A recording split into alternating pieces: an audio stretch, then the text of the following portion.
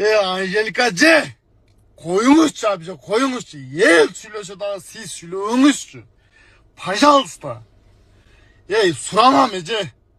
Элди какшап бүттүңөр го эркекчилер эми иштеге калбадыбы? Силерге да Кудай бар, силерге да закон бар. Bir gün эмес, bir gün закондун астынан сиз жооп бересиз эже. Кече бүт блогерлер топтопчу. Ет акмагыңыз чыгып, уже артыңыз ачылып калды.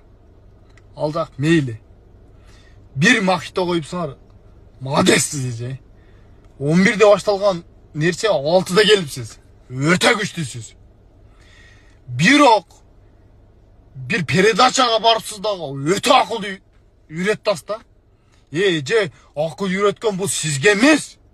Сиз лучше ошол жерге 5-6 мошенникти коюп алып, ошолор менен кантип элди дагы алдайбыз дегиңиздер. Эркекчидечи. Мына блогерчаларга айтам да.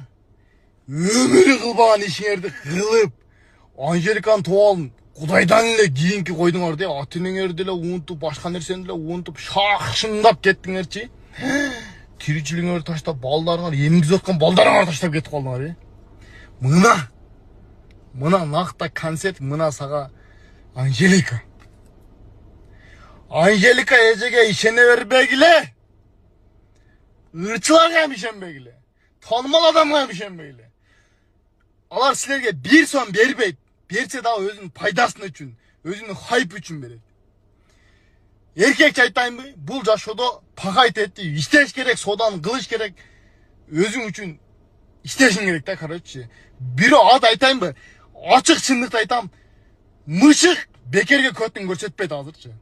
Мына сөздүн маанисин түшүнсөңөр, иште кылгыла, короче. Бирөөгө ишен